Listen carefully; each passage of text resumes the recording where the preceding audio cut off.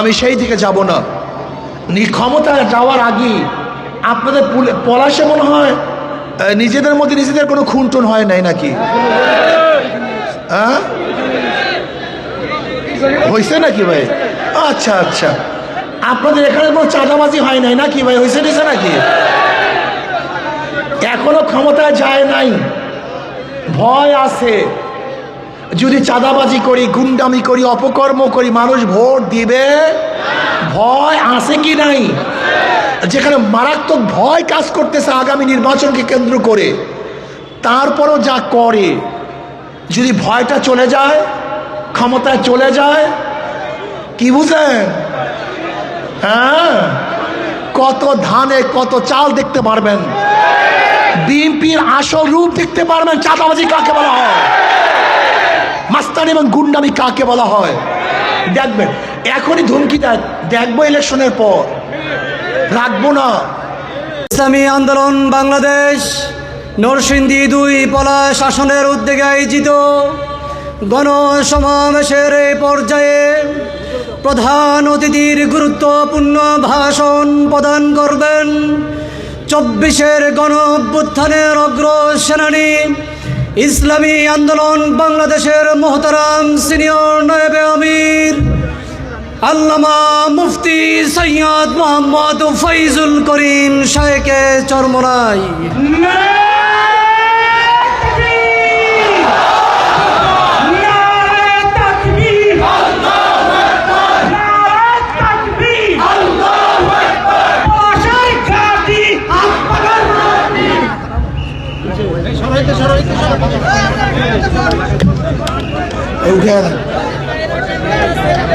ইসলামী আন্দোলন বাংলাদেশ কর্তৃক আয়োজিত আজকে এ পথসভার সম্মানিত সভাপতি ইঞ্জিনিয়ার মহসিন সাহেব, উপস্থিত ইসলাম প্রিয় দেশপ্রেমিক ভাইয়ের আমার, আপনারা ইসলামী আন্দোলনে তথা হাত পাখায় ভোট দিবেন কেন? আমি ২ দিক থেকে ব্যাখ্যা দেওয়ার চেষ্টা করব, ধর্মীয় দৃষ্টিকোণ থেকে, রাজনৈতিক দৃষ্টিকোণ থেকে। আমি ইসলামের দৃষ্টিকোণ থেকে বলবো, একজন মুসলমান ইসলামের বাহিরে যাওয়ার কোনো সুযোগ নাই। একজন মুসলমানের ইসলামের বাহিরে যাওয়ার কোনো সুযোগ নেই। ভাই আপনি বসেন তো, আপনি পরে বসেন।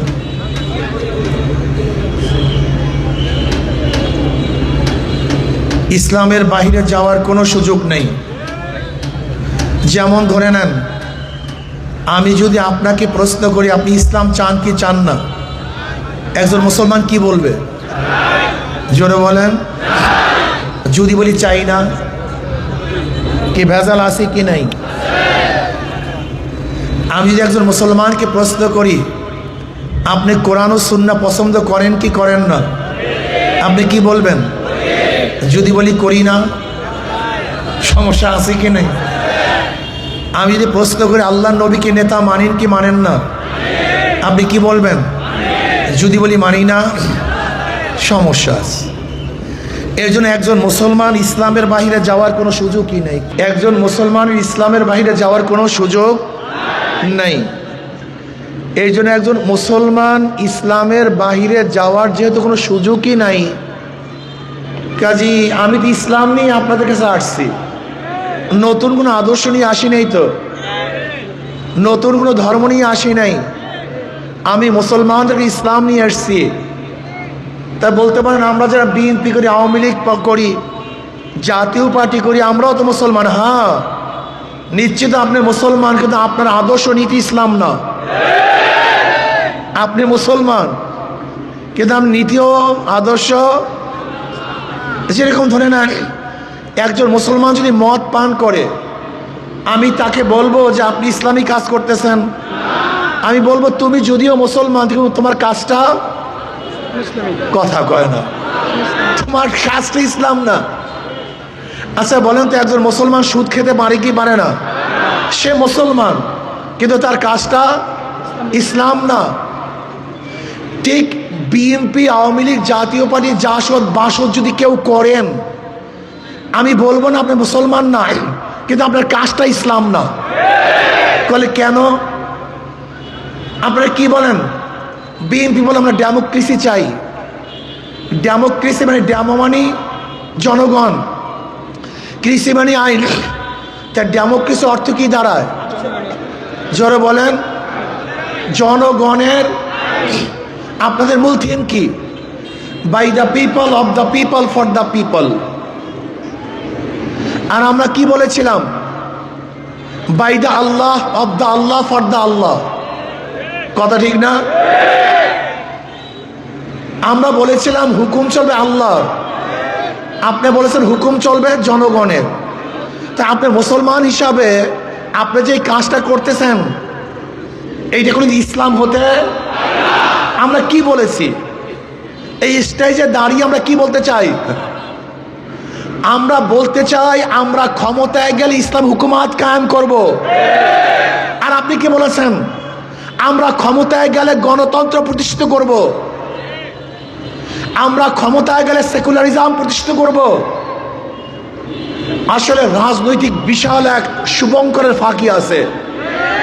রাজনীতিবিদরা কি বলে যে আমরা এই রাস্তা করব, ঘাট করব, বিল করব, ইন্ডাস্ট্রিজ করব। আচ্ছা বলেন তো, একজন এমপির কি শুধু রাস্তা ঘাট করা দায়িত্ব? না, এটা ভুল, চরম ভুল। একজন এমপির দায়িত্ব হলো আগামী রাষ্ট্র বাংলাদেশ কোন নীতি ও কোন আইনে চলবে সেটা নির্ধারণ করা একজন এমপির দায়িত্ব। আগামী বাংলাদেশ ইসলাম অনুযায়ী চলবে না ইসলামের বিরোধী চলবে? আগামী বাংলাদেশ মদের আইন পাশ করবে নাকি করবে না? আগামী বাংলাদেশ সুদের আইন থাকবে কি থাকবে না? আগামী বাংলাদেশে ধর্ষণ চলবে কি চলবে না? এইটা যেখানে প্রণয়ন করা হয় তার নাম মেম্বার অফ পার্লামেন্ট, সংসদ সদস্য। এর জন্য আমি অনেক সময় বলি, হাজারো মুসল্লি কিয়ামতের ময়দানে দেখবে লক্ষ লক্ষ ব্যারেল মদের গুনাহ, বিশ্বাস হয় না। লক্ষ লক্ষ জেনার গুনাহ, লক্ষ লক্ষ সুদের গুনাহ। ওই মুসল্লি বলবে, আল্লাহ আমি তো তাবলীগ করতাম, চরমনায় মুরিদ ছিলাম, অমুক পীরের আশেক ছিলাম, আমি তো কোনোদিন মদ স্পর্শও করি নাই, এত মদের গুণে আসছে কোথার থেকে?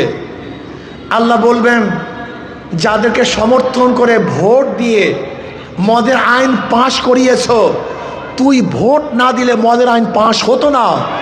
কাজে তোর ভোটের কারণে যে মদের আইন পাশ হয়েছে, তোর আমলনামা সমস্ত গুনাহ লিখে দিয়েছে। এখানে সাংবাদিক বন্ধুরা আছেন, এখানে আছেন শিক্ষিত সমাজ। বাংলাদেশে মদ বৈধ কি বৈধ না? বৈধ। বাংলাদেশের সংসদ মদকে বৈধ করেছে, আল্লাহ হারাম করেছে। বাংলাদেশ সংসদ মদকে বৈধ করেছে। এই বৈধ কে করেছেন? সংসদ সদস্যরা। এ থেকে নির্বাচন করেছেন কারা? আপনারা। কাজে মদ বৈধর যত দায় দায়িত্ব সব ভোটারদেরকে নিতে হবে। আপনারা কি জানেন বাংলাদেশে জেনা বৈধ কি বৈধ না? কথা বলেন। হ্যাঁ, বাংলাদেশে জেনা বৈধ। বাংলাদেশের আইন জেনা বৈধ। কোরআন ও সুন্নাহ জেনাকে হারাম ঘোষণা করেছে, আর বাংলাদেশের সংবিধান জেনাকে বৈধ ঘোষণা করেছে। কিভাবে? আজকে একজন যুবক যুবতী যদি অবৈধ কাজে লিপ্ত হয়, আর তার বাপ মা স্বামীও যদি তার বিরুদ্ধে কেস দেয়, আর ওই মহিলা গিয়া যদি বলে এই কাজে আমি সম্মতি ছিলাম, তাই সুপ্রিম কোর্টের চিফ জাস্টিসের বাবার কোনো ক্ষমতা নাই ওই মহিলার বিচার করার। কেন? বাংলাদেশে জেনা সম্পূর্ণ বৈধ। আল্লাহ পাক হারাম করেছেন, বাংলাদেশ সংবিধান বৈধ করেছে। এই বৈধ করছে কিভাবে? এই আপনাদের ভোটের মাধ্যমে। কাজে দায়িত্ব কাদের? এই দায়িত্ব আপনাদের। আমি ইসলামের দৃষ্টিকোণ থেকে বলবো, যারা যেই পার্টিকে ভোট দিয়ে যত চাঁদাবাজি করিয়েছেন, এই সমস্ত চাঁদার দায়িত্ব ভোটারদেরকে নিতে হবে। আপনারা ভোট দিয়ে যারা গুন্ডামি করিয়েছেন, এই সমস্ত গুন্ডামির ভাগ ভোটারদেরকে গ্রহণ করতে হবে। আপনাদের ভোটের মাধ্যমে যত খুন হয়েছে, এই খুনের দায়িত্ব, খুনের দায় দায়িত্ব এই ভোটারদেরকে গ্রহণ করতে হবে। কাজী একজন মুসলমান ইসলামের বাহিরে যাওয়ার কোনো সুযোগ নাই। এখন বলতে পারেন হুজুর আমি তো হিন্দু মানুষ, আমি খ্রিস্টান মানুষ, আমি কেন ইসলামকে ভোট দেব?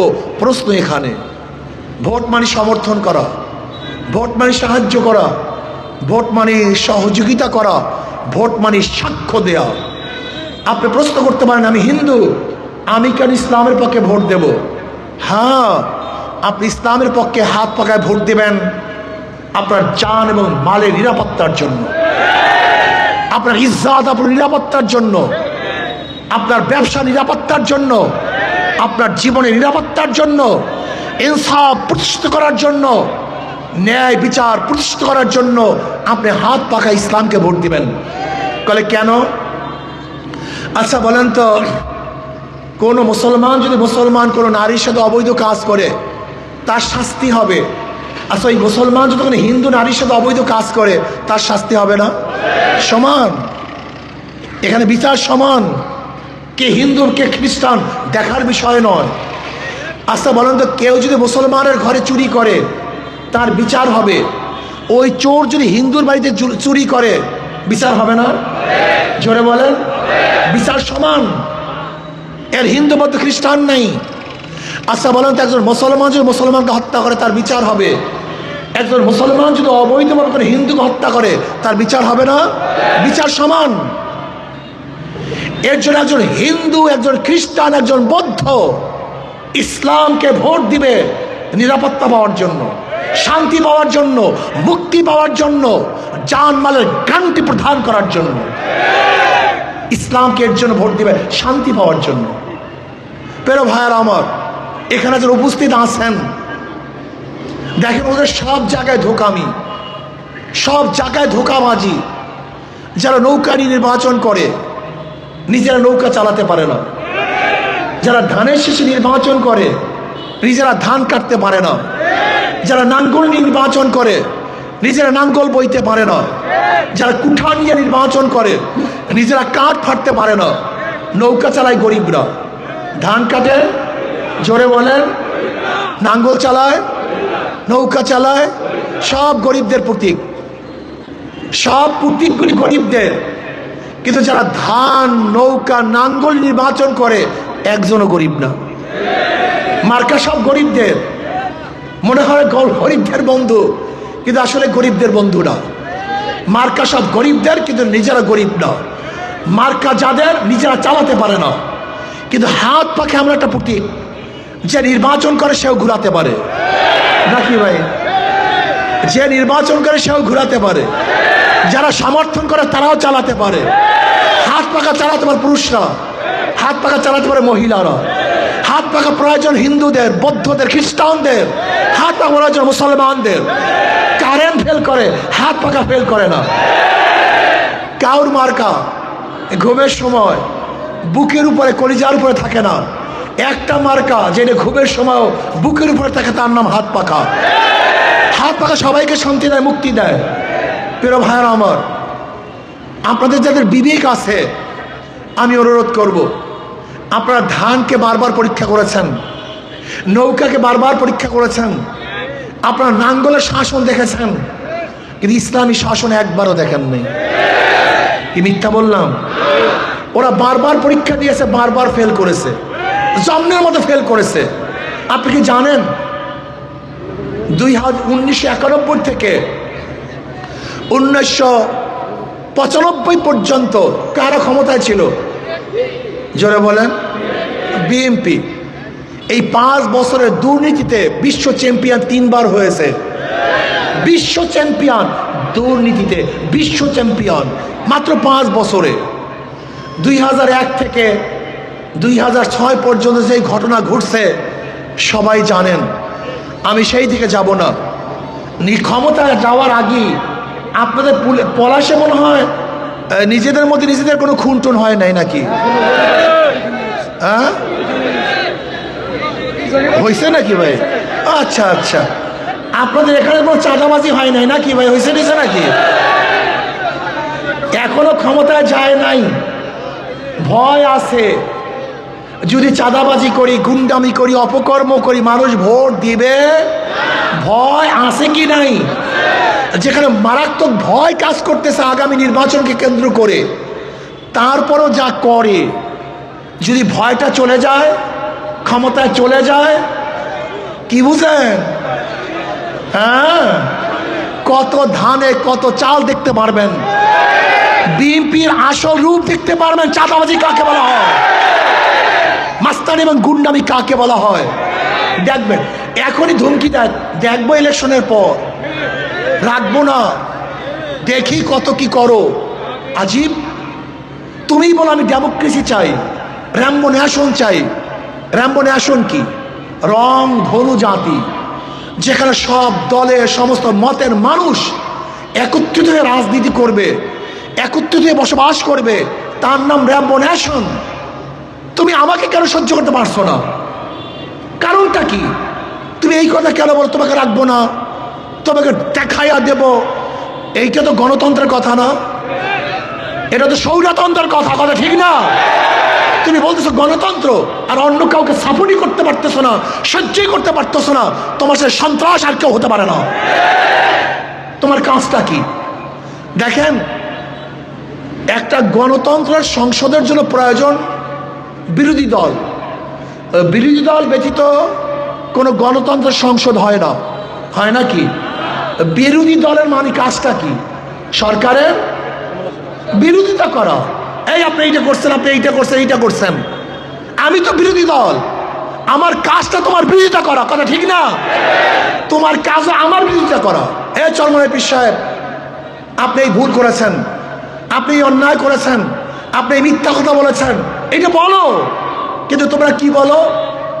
নেশা খায়, মিথ্যা খায় পীর সাহেব চরমনাই। এটা কোনো কথা হলো? আমরা মূর্খ, এটা কোনো কথা হলো? আমরা ভণ্ড। ওরে বেয়াকুব, যাদের কাছে এসে হাজারো ভণ্ডরা আল্লাহর ওলি হয়েছে, তাদেরকে ভণ্ড বলো? যাদের কাছে এসে হাজারো মদখোর মদের বোতল ভেঙে ফেলেছে, তাদেরকে নেশাখোর বলো? আজীব, কি বলেন আপনারা? আমি নাকি কোরআনকে অপমান করছি। যারা কোরআনের জন্য জীবনটাকে অস্বীকার উৎসর্গ করে দেয়, তারা কোরআন অপমান করে। বেয়াকুব, এদের অবস্থাটা কি? যেরকম আল্লাহ পাক কালামে পাকের মধ্যে বলেন, ওয়ালা তাকরাবুস সালাহ, নামাজের কাছেও যেও না। এরপরে কোনো কথা আছে কি নাই? ওয়া আনতুম সুকারা, এই কথা ভুলে গেছে। আমি বলছি শুধু কোরআন, শুধু কোরআন, হাদিস ছাড়া শুধু কোরআন চলতে, এই কথা বলেছি। কিন্তু ওইটা বাদ দিয়া শুধু শুধু কোরআন কিছু না, বাস। যেরকম এখানে প্রস্রাব করিবেন না, করিলে 50 টাকা জরিমানা। কিন্তু দাড়িটা এখানে নিয়ে আসেন, এখানে প্রস্রাব করিবেন না, করিলে 50 টাকা জরিমানা। জি, শুধু দাড়ি পরিবর্তন করলে পুরা মাফহুমটা চেঞ্জ হয়ে যায়। হ্যাঁ, ভাবার তো চেঞ্জ হয়ে যায়। ঠিক তদ্রুপ তোমরা আমার কথাকে বিকৃত করো, এই জমানা বিকৃত করার জমানা না। যাই হোক, আমি যেটা বলতেছিলাম, ওদেরকে বারবার পরীক্ষা করেছেন, ওদেরকে বারবার পরীক্ষা করেছেন। একটাবার ইসলামকে পরীক্ষা করেন, করবেন না? যদি ফেল করি, ওরা বারবার ফেল করেছে, তারপরও আসে। আমরা যদি একবার ফেল করে দ্বিতীয়বার আসবো না। বিশ্বাস করেন, ইসলাম ফেল করার জন্য দুনিয়াতে আসে নাই, ইসলাম পাস করার জন্য দুনিয়াতে আসছে। এই একটাবার পরীক্ষা করার জন্য সবাই রাজি আছেন নাকি ভাই? একটাবার। এই মহাসিন সাহেব, আপনাদের এখান থেকে হাত পাকা প্রতীক নির্বাচন করুন, একটাবার পরীক্ষা করুন, সবাই সম্মিলিতভাবে একটাবার পরীক্ষা করুন। সব মার্কা দেখা শেষ, হাত পাকা মার্কা। কি রাজি আছেন ইনশাআল্লাহ? সবাই চেষ্টা করবেন তো ইনশাআল্লাহ? কে কে রাজি আছেন? দুই হাত তুলে নারায়ে তাকবীর, নারায়ে তাকবীর। ইনশাআল্লাহ আজকের থেকে আমরা সবাই চেষ্টা করব, হাত পাকা প্রতীককে বিজয় করার চেষ্টা করব। আল্লাহ আমাকে এবং আমাদের সবাইকে একটা বারের জন্য ইসলামকে পরীক্ষা করার তৌফিক দান করেন। দেখি আমরা কি করতে পারি। আল্লাহ আমাকে মতো সবাইকে কবুল করে নেন। আর আমাদের নরসিংদী 4 থেকে হযরত মাওলানা সাইফুল্লাহ প্রধান সাহেব মনোহরদী থেকে, আল্লাহ ওনার সবাইকে কবুল করে নেন। আল্লাহ